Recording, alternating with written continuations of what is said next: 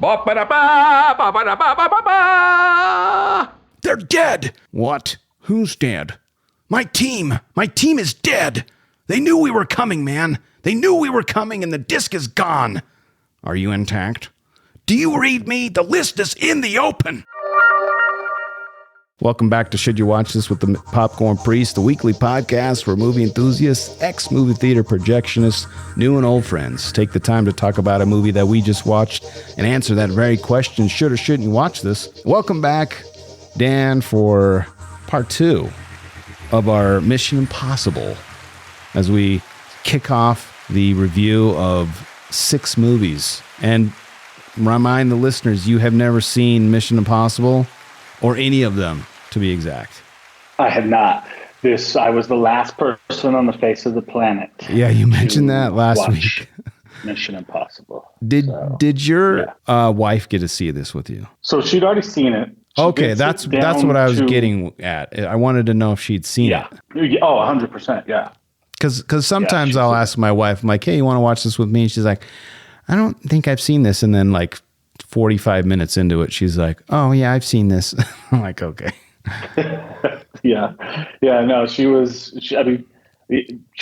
bailed on me pretty quickly, but. Oh, really? Because she'd seen it. Exactly. Did she bail because she had other things going on, or was she actually like, I'm bored. I don't want to watch this again. I don't really know. I wasn't paying too much attention. All right. Well, I'm glad I asked the question. Yes. I'm so attentive. What a husband I am. Oh, dude, I failed last week to play the trailer. I'm going to have to insert that in next week. Here's the trailer for this week. This is your mission should you choose to accept it. Simple game. Is he serious? Always. It's much worse than you think.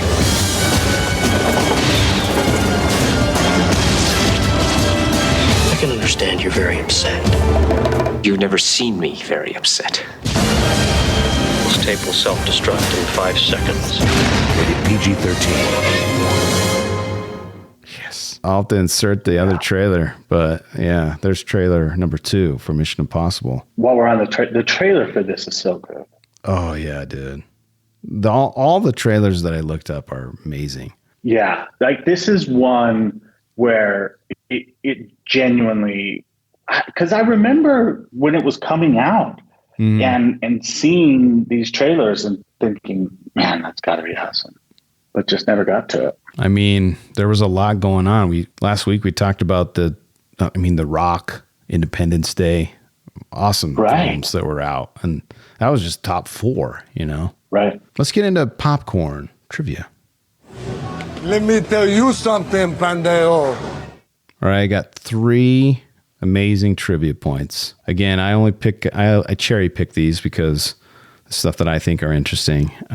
But I'm the surrogate for the audience. Like, I'm just a regular guy as well. But, I'm not a regular guy. I'm the popcorn priest. But number one, while filming the famous scene where Tom Cruise drops from the ceiling and hovers inches above the ground. Reminder, this is spoiler zone. Part 2 is always spoiler zone. Cruise's head kept hitting the floor until he got the idea to put coins in his shoes for balance. That's cool. I mean, I maybe would have done ankle weights or something, but okay. Yeah, throw coins. Some, they were in London, so he threw in some sterling pounds, and threw in some coins. Yes. Yeah. The scene in which the water tank explodes and Ethan Hunt escapes from the aquarium restaurant were shot at 2 different locations. The tank explosion and Hunt's jump through the restaurant window were shot at Paramount Studios, same place where 007 is shot. The portion of the scene in which he's running into the street with the water running behind him were actually shot in Prague's Old Town Square. This arguably was the starting point for Tom doing his now death-defying stunts.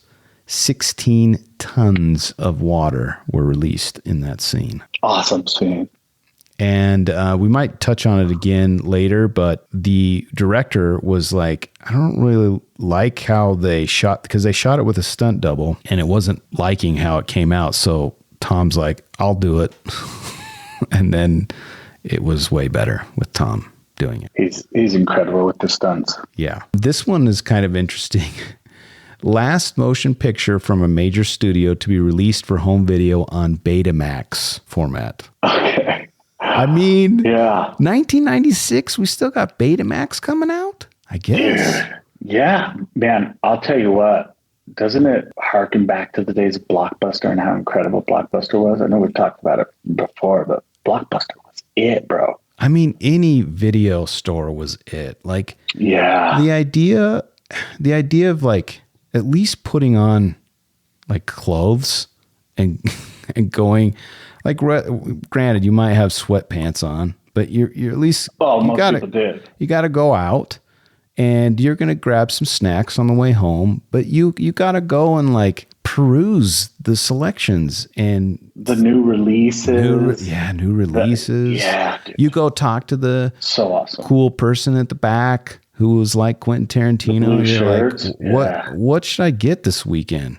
And they're like, oh, go over here.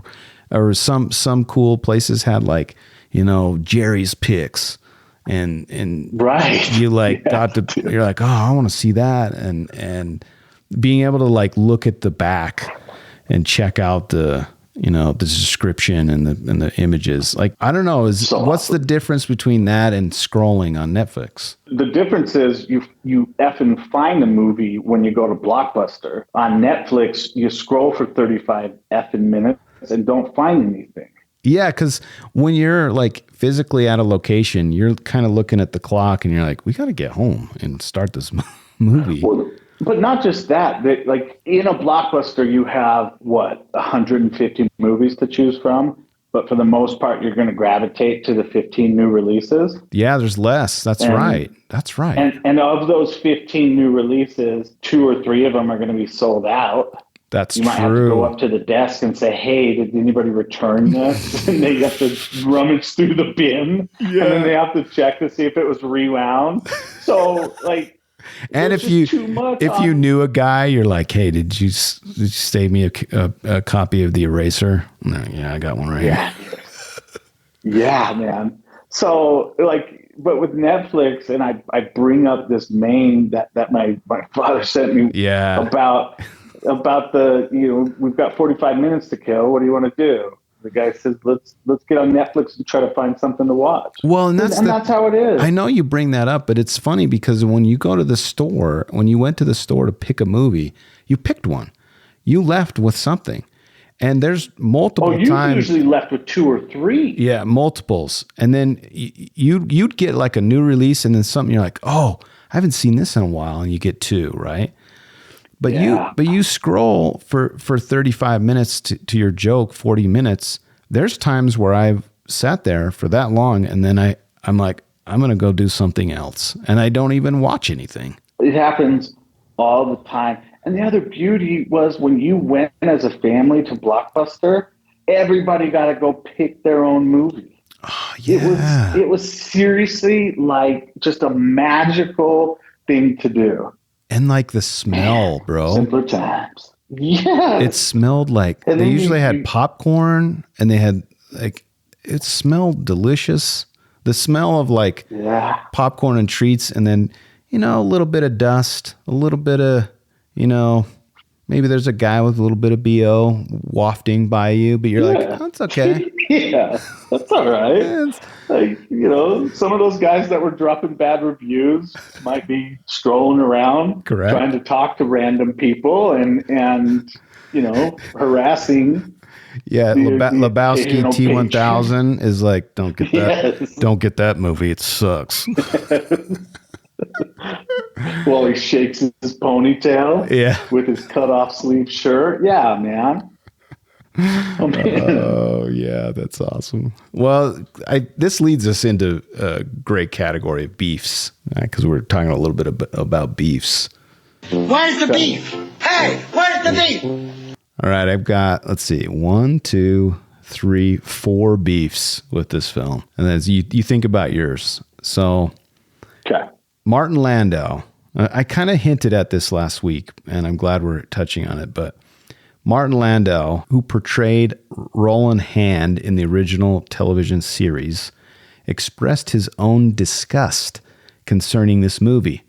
In an MTV interview in October 2009, so what, more than a decade later, he says after the release, Landau stated, when they were working on an early incarnation of the first one, not the script they ultimately did, they wanted the entire team to be destroyed, done away with one at a time, and I was against that. It was basically an action-adventure movie and not mission. Mission was a mind game. The ideal mission was getting in and getting out without anyone ever knowing we were there. So the whole texture changed. Why volunteer to essentially have our characters commit suicide? I passed on it. He added as a condemnation of the writers, the script wasn't that good either. I bring this up because my beef is with the original cast. Hey, they gave you an opportunity to be in the movie. If you don't want to be in the movie, that's fine. But don't crap on this. These people are resurrecting this film. And by the way, if this is coming about, I guarantee you there's going to be interest in the TV show because of the show. Like, you're going to get some residual checks, my man. People are going to start watching this again because of this movie's out. So I don't know. My beef is with these guys crapping so hard on it. All of them boycotted except for one of the original cast. They were all invited to the premiere. They all boycotted it. This bothers me. So they were the original cancel culture. Yeah, not only that, but we talked about what it did from box office perspective, right? And so, like, clearly, whatever they're talking about, they're wrong, period. So be humble and appreciate the homage and, you know. And I can't imagine that, like, translating, you know, a 22 minute episode. I don't know how long. Maybe they were hour-long episodes of Mission Impossible. I don't know. I never watched the TV show because it was beyond my days. But right, I can't imagine it translating to the big screen all the time. Like, you've got to adapt it some way. So it's like, just stop. That's my beef. Yeah. No, and you look at, like, Star Trek, and they tried many times to get that same lift in the theater, and they had some successful movies, but it really did go all the way into the 2000s until they could really get a franchise going, which, I mean, seems like there's been kind of delays on that. But so the fact that this has gone on to be as big a franchise as it is, again, just shows how wrong they are. Yeah. So here's a couple of other beefs regarding, like, casting. So George Clooney was offered the part of Ethan Hunt, but he turned it down to work on One Fine Day. And we just watched From Dusk Till Dawn with Clooney in it. So I felt like, yeah, he was great. Obviously, I want Tom Cruise playing Ethan Hunt, but that's a misstep for Clooney. Well, it's a misstep for Clooney, but I can't see Clooney in this role. Well, and I don't think it's going to be as cool as this movie ends up being.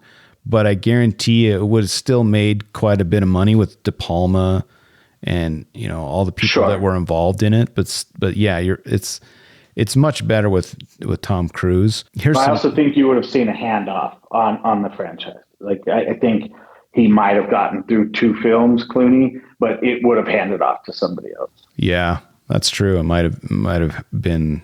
You're right. Here's some other casting: Bruce Willis, John Travolta, Nicolas Cage, Ralph Fiennes, and Mel Gibson were later considered for the part of Tom Cruise. And that word "considered," it, you know, is it's loose. It's a little loose, but obviously Tom Cruise got the role. And his whole production company bought the rights to do it. So some other roles people were considered for the part of Mr. Phelps was Al Pacino, Michael Douglas, and Robert Redford. What do you think about that? Michael Douglas would have been great. That's what I was thinking. I would have loved Michael Douglas or Robert Redford. Having, like, Redford would have been great. A guy that's, I mean, I know why they got John Voight, because you're thinking this guy's always a good guy for the most part.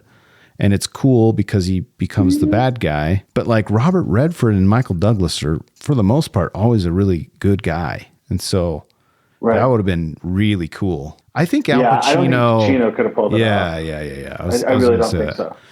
Yeah, he probably would have upstaged it too much. Yeah, he's too big for it. His acting personality is too big for that role. But I think Douglas or Redford would have been really cool. So that's my beef. I like John Voight. He did a good job, but I think those guys could have made it better. Yeah. And then here's my last beef. And this is a big one. John McTiernan was the original choice for the director. Do you know what John McTiernan directed? No. 2 of the Die Hards, man. Oh, yeah. Like, wait, which ones? The first one and the third one. Yeah. So, yeah, like John McTiernan is my man, dude. What would it been a much different film? Yes. No. I think it would have. It would have been less spy-y. It would have been more action packed, I think. But it needs to be spy-y. I know. I realize that, but to see where the series has gone, the franchise has gone, it's going where John McTiernan would have started with, I guess, is what I'm saying. Okay. So that's my beef. Any other beefs you have? I will say this along the lines that you just finished with. Okay. As I was watching this, I was like, oh, Jesus, like another blow 'em up movie. But then all of a sudden, it did get very spy oriented, and the plot thickened, and you were definitely trying to keep up and connect the pieces the entire time. And at one point, while my wife was walking around doing whatever she was doing, I said, man, I'm not really into this. And then literally 5 minutes later, I was like hooked. I was hooked, line and sinker, man. I was in. I was trying to work it all the way through. I was trying to come to exactly where it was. I would say that my beef is based on some of the things you said. If they don't stick with this, then I think that it really is going to take away from these movies for me. Well, yeah, I'm. That's why I'm interested to see, because I'll be honest with you, we got to power through number 2 to get to 3, 4, 5, and 6. But I think you're going to be pleasantly surprised at the direction it goes. But yeah, okay. I'm number 1. I'm looking forward to number 2 because I've only seen it one time. It's well known. It's not one of the most well liked of the 6, but I'm excited to take. It's kind of like when I took another stab at Top Gun. Yeah, exactly. So I'm looking forward to it. But the tone definitely changes a little bit, I think, but it's still very much a spy film. For sure. Okay.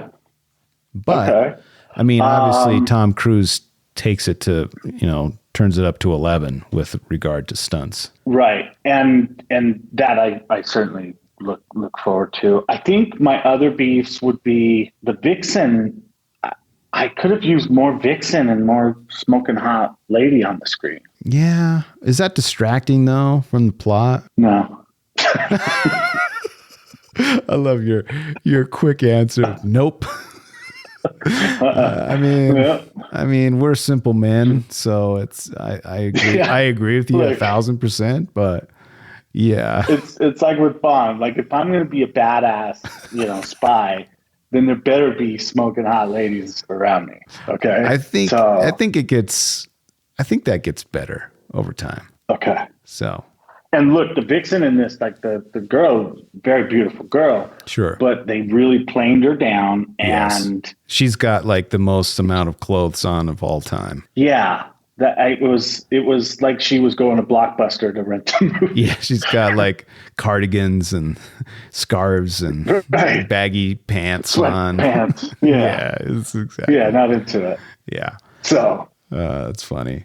Well, those are some good beefs. And when you were talking about when you got hooked, it was really interesting to me because I was the same way. I was trying to think back to when I've seen it multiple times, but for me, the moment when they walk out, when the guy that they're trailing walks out of the I don't know, the party in the back alleyway, and Cruise is with his one of his partners, and they're like getting this abort call, and there's some confusion there. What got me. Then I was like, oh, why abort? And then Tom Cruise is like, no, why are we aborting? And he was the only one of the team was like, and then when everyone started dying, I was like, okay, I want to, why Tom Cruise has got me. And he does that. Agreed. All the time for me. Agreed. So I like that. It was that moment. It was that moment for me where the chaos was taking place. And I thought, well, wait a minute. Like, there's a protocol in these movies that you have to follow. And that protocol is the bad guys advance a little bit, but then retreat, right? Mm-hmm. Like they make a couple of nice moves, but then the good guys' skills come out and overcome. But this one, it was a complete shit show. Everything fell apart and people died, and you're left there going, wait a minute. Like, I don't think, I never thought that he was the one that, yes. And I don't think that it was very convincing that they were the director guy was truly thought that it was Ethan Hunt, but they had me, man. Like, that's the moment where it flipped for me, because I was 15 minutes in going, yeah, this seems like every other movie, and then bam, flipped it. And what's cool about that is they took a risk. Like, to the original cast point, they're like, oh, this isn't like Mission Impossible. Yeah, well, it isn't. And they took a risk of flipping that script of like, oh, what would happen if all the team died and he's got to figure out who the mole is? That's awesome. And obviously it worked. It made $450 million. So it's cool. And I love when movies do that. I don't love it when it falls on its face. Obviously, I like good movies, but it's cool when they take that risk. You have to try. Yeah. They tried and succeeded. There's no doubt. Exactly. Let's get into puzzles. A sphincter says what? What? A sphincter says what? What? Exactly. Okay. This one's going to blow your mind, dude. Jean-Claude Van Damme was considered for the role of Ethan Hunt, but Van Damme turned it down. No. That is a puzzle to me. It's so crazy to me. Number one, that he was considered. Number two, that he turned it down. Like, what was going? Like, that would have been weird. Obviously, not as a different movie, 100%. But like, this is crazy. It's a puzzle. I think those are two. That's very puzzling, and two bad decisions on both parts. Like, one, to offer it, and two, to turn it down. Like, you're crazy on both. So. Yes. Serendipity took over and got it right. I got to look up, what is Van Damme doing in 1996? Universal Soldier? Let's see. It's got to be Universal Soldier or Time Cop, one of those two. But Time Cop was a little earlier, I think. All right, so let's start in 1996, or let's see, 1995. He's got 94 is Time Cop. Right. Street Fighter is 94. Then Sudden Death. Then in 96, he's got The Quest and Maximum Risk. Yeah, no Maximum Risk. It's where he travels in time as well. Universal Soldier was 1992. So this wasn't really? Yeah, this would have hit good for him. Well, he needed it. Yeah. Dude. Because he had like 89 Kickboxer, Lionheart, Death Warrant, Double Impact, Universal Soldier. It's like he was, I mean, granted, they're not like, they're his movies, but like still they were good and well liked. Bloodsport, right? Yeah, we did a podcast on Bloodsport. Yeah, Bloodsport was 1988, so that was a couple years before, but still, like, he's getting some good hits there. Yeah, he needed it. And then he's doing Street Fighter. Like, come on, man. Yeah, he fell off. Fell off for sure. Emilio. Here's Emilio. Yeah, Emilio. Not only is this the only film in the franchise where Ethan Hunt doesn't fire a gun, I'm going to repeat that. He does not fire a gun. It is the only one to not have shootouts or gunfights. Wait, he doesn't fire the gun? He does not shoot a gun in the entire film. That's what puzzled Son me. of a gun.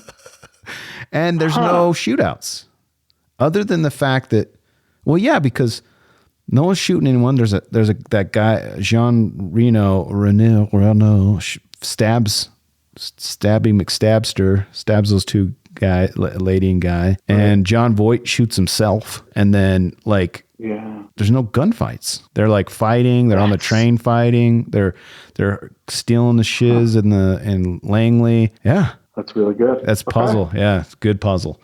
Next Good one puzzle. is a shot of Ethan and Claire kissing passionately is shown in the trailer, which you would have, seems like Dan Sekulich would have loved. And in the brief excerpts from this movie at the start of the movie, but does not feature it within the movie. They cut it out. No.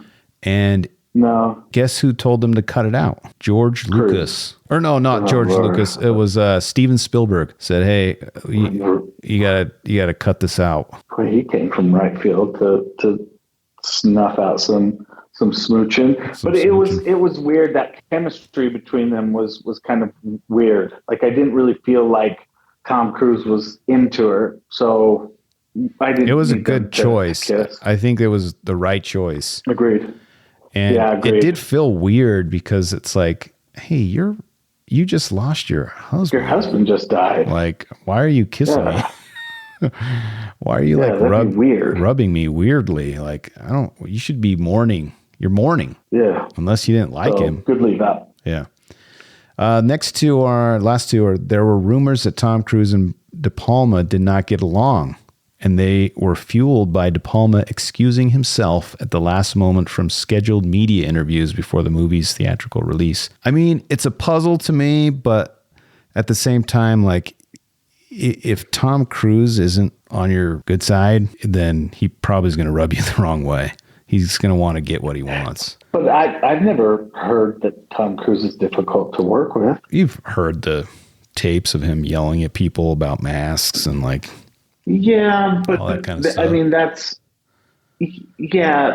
more over like honor and But I've never heard that he's like that was an isolated incident. Everybody went crazy over masks. True. My Lord. So I could just see him being like, if you got a director who's directed Scarface and has a vision, and then Tom Cruise has a vision, and they're not the same. Yeah, I mean, I could see them. Maybe not getting along, but maybe it was, I don't know. It's a puzzle. That's why it's in here. You gotta know. Yeah, you got to know what you're getting into when the actor is producing and you're the director. Yeah. That's got to be tough. All right. And here's the other one. And I missaid it last week. We were talking about the review of the guy who was obsessed over the helicopter scene. So yes. I said it was based on a helicopter who had gone into a tunnel before, and that is incorrect. But here's the real trivia. It's inspired by this movie. A helicopter successfully flew through a tunnel in Brazil in 2006. Yeah, buddy. So what movie? I don't know. Maybe it was just inspired by a Brazilian that just wanted to try it. I have no idea. That's a puzzle. Okay. That's why it's in here, but it happened. Many Brazilians dispute the fact that the Wright brothers invented flight. Whoa. Yeah, bro. So they're saying... Well, we don't need to get into that. Okay. All right. I was just about to ask some questions there. We'll leave that for another time. Well, no, you can ask those questions. Well, as I was saying, do they think that it was a Brazilian who invented flight then? Or just someone else? No, they're saying that one of their own did. Okay. That's fine. Yeah. I mean, yeah. All right. We'll put that in. We'll leave that in puzzles because we don't know how to solve that one. Amen. All right. Let's get into our last. Do you have any puzzles before we get into redemption? No, man. I think you nailed it. Those were good. Good, right? Thank you. Appreciate it. I have exorcised the demons.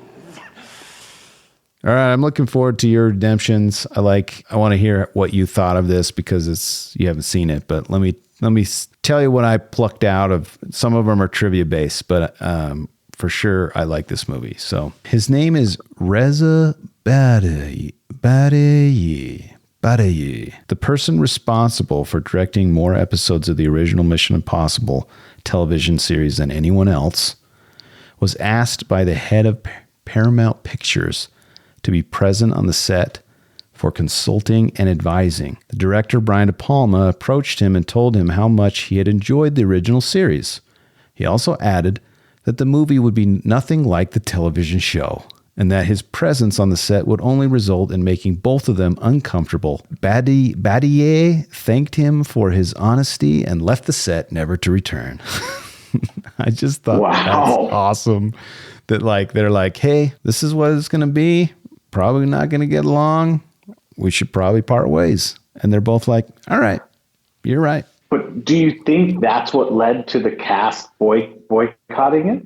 He has that conversation, gets on the phone, calls the old cast and says, you guys won't believe this. And then they're all like, whoa. You're not going to treat us that way. No, because this happened after. Because he was on this. Well, yeah, because this was first day of set. So they'd already. Right, and those guys boycotted previously. The premiere, I thought. Yeah, but that's after. This is when they were shooting it. The premiere is, months and months and months later after shooting and editing and the movie. Right, that's what I'm saying. So this guy's on set. Oh, you're saying the boycott after the fact. Yeah.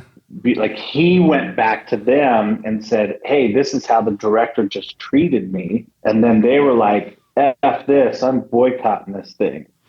But what if RZA, he was like, maybe he had just had a mutual respect and was like, all right, thanks for telling me. I'm glad I not waste my time. No, I just liked it. I liked that the director's like, listen, we're doing something different here. So if you don't like it, pop off. I like it. Yeah, and it worked. One of the code names on the knock list is Maverick, which is a reference to Top Gun.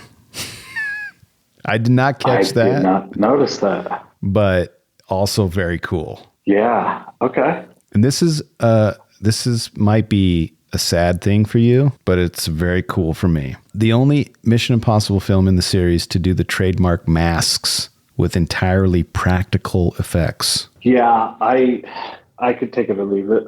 Oh, good. Okay. All right. Because that's like one of the main things of the TV show was them, being someone else and having masks. They do some really cool things with it in the next couple of movies, but this one. I know what you're talking about. I've seen the trailers and you can tell it's digitally. There's more digital stuff happening.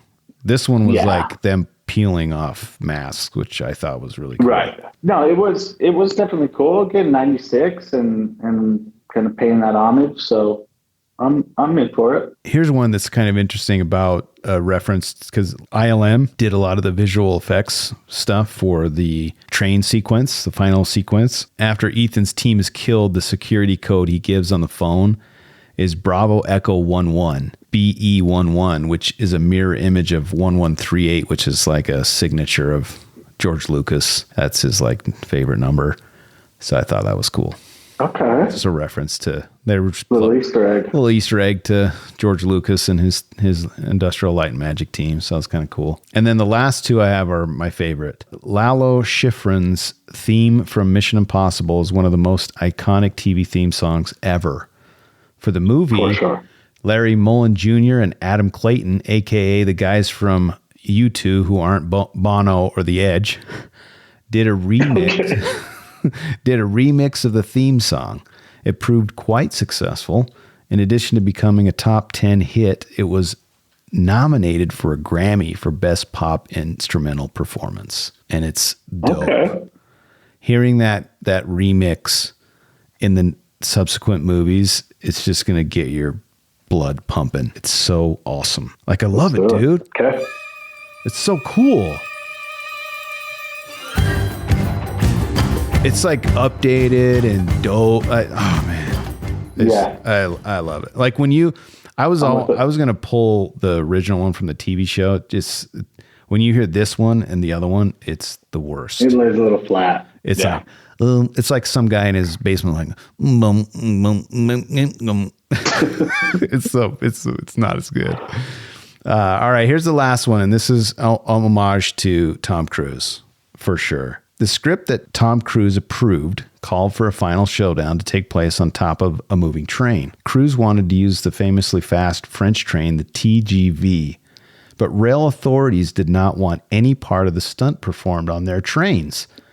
When that was no longer a problem, the track was not available. De Palma visited railroads on 2 continents trying to get permission. Cruise took the train owners out to dinner, and then the next day they were allowed to use it. For the actual sequence, Cruise wanted wind that was so powerful that it could knock him off the train. Cruise had difficulty finding the right machine that would create the wind velocity that would look visually accurate before remembering a simulator he used while training as a skydiver. The only machine of its kind in Europe was then located and acquired. Cruise had it produce winds up to 140 miles an hour so that it would distort his face. Exterior shots of the train were filmed on the Glasgow Southwestern line between Newcomnock, Dumfries, and Annan.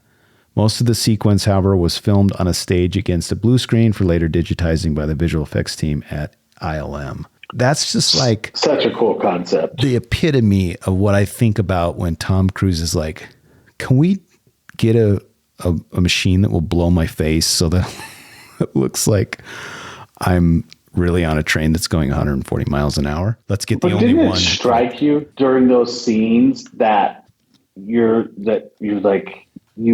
almost felt it?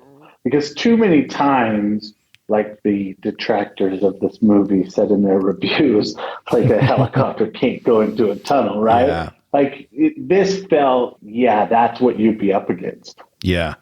Well, it's interesting because granted, the effects are from 1996, and maybe that you can see that they're in a green screen, but I think because of the fact that you see his face, I'm more drawn to his face and the fact that his face is moving like I would imagine his face would look like on a train moving that speed, that the rest of the stuff I'm not really I don't really pay attention to it as much, and it sucks me in more. Yeah. That's like my redemption. Good. So tell me about your experience. This is your first time with Mission Impossible. You love Tom Cruise anyway. Tell me about it. And then we'll finish the show. Tom Cruise fan. Yes. Yeah, Tom Cruise fan. You know that from previous pods. I talk about it often. I went in with high expectations. Okay. What I loved about this is I went in with not super crazy, unrealistic expectations. I went into this saying, of course I'm going to like the movie. Okay. I like movies, and I know it was successful. Okay. But what I loved about this is it brought me down to the point where I was like, damn it, just another movie like we talked about earlier. Yeah. And then, bam, just put the plug in and shocked me and got me right back up, and I was dialed the rest of the way. So I love that it grabbed me. Not many movies like this grab me because they truly, the Fast and the Furious, I don't know how you feel about that franchise. Great that it's been as successful as it is, but man, I stopped watching long ago because there's only so many things that you can do before I've seen the same movie over and over. And so it was refreshing to have. Yeah, you got it. How many have you seen of that movie? Because you might have given up too soon. I want to say 6, maybe 6 or 7. Okay. So, I mean, number 5 takes place in Brazil. I don't know if it really is in Brazil or filmed in Brazil, but it was cool. It was dope. The effects are amazing.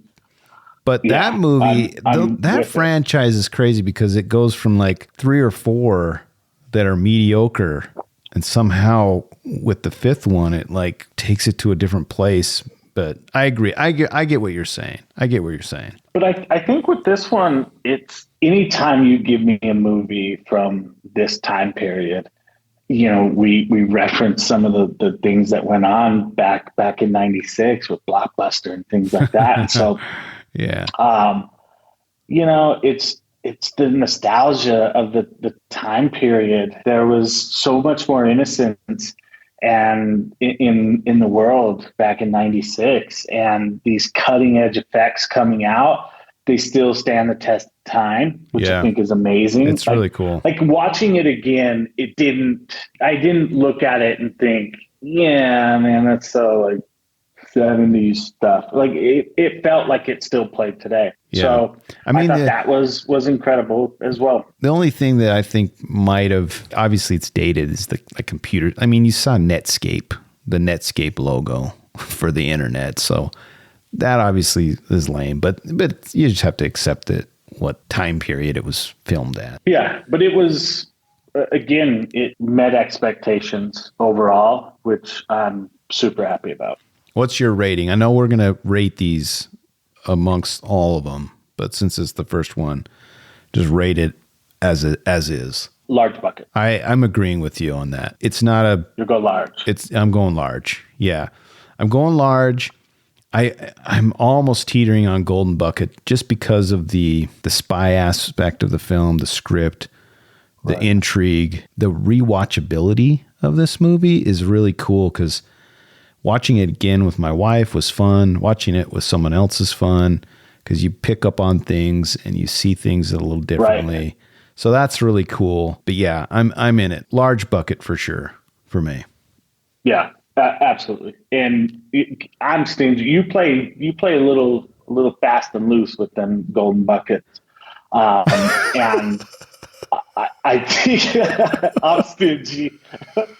But I think, dude, I've been called out so many times about giving so many golden buckets out, but even some of my other guests are like, dude, you cannot get, like, I had a fight with someone, one of my guests, like Dr. Dare. He was so angry, and I was like, dude, I love movies, man. I say it every week. Like, I love them. This is fun. This takes me out of my life for 5 minutes. Loose. Yeah, a little fast and loose with them goldies. But no, large bucket for sure. Awesome. Anything we missed before we close Mission Impossible 1? Just looking forward to going through all of them. And I really do think it'd be amazing to lead up to 7. Is it 7 or 8? It'll be 7. Yeah. Part 7, okay. 7 part 1:1. I think it's called Day of Reckoning. After the third one, they start giving them like colons. They get a colon. But the first ones, they have colonoscopies. They only have numbers. Okay. I am glad that you got me to start this, because I think once I catch up, it's a franchise that I'll stick with, and like the other one that I mentioned. So yeah, get out and watch this film. Awesome. I mean, I had to give it back to you. You gave me so much crap about Top Gun and like rewatching Top Gun, and then also trying to watch Maverick. Like I was against it. I'm like, I'm not watching Maverick, and I'm glad that I did. And this is payback. So yeah, suck it. Yeah, it's good. It's good. All right, man. That's it for this week. But I'm with you always. Look for me in the cloud at Popcorn Priest. I love movies and would love it if you'd share the love. Share this with the movie lover in your life. Another way to support the show is by throwing a few shekels at the priest. Visit patreon.com/Popcorn Priest and see what extra perks you can enjoy. And if you made it this far, go give us a 5-star review on Spotify or Apple Podcast. I command thee. And as always, thanks for listening. And thanks to my reoccurring guest, Dan Sacklunch Sekulich himself. Always a pleasure, my man. Yeah, buddy. And remember, appreciate it, brother. Yeah, dude. This is gonna be fun. I'm excited. And remember, when you watch movies, you can pop off, pop in, or pop out, but always bring the popcorn.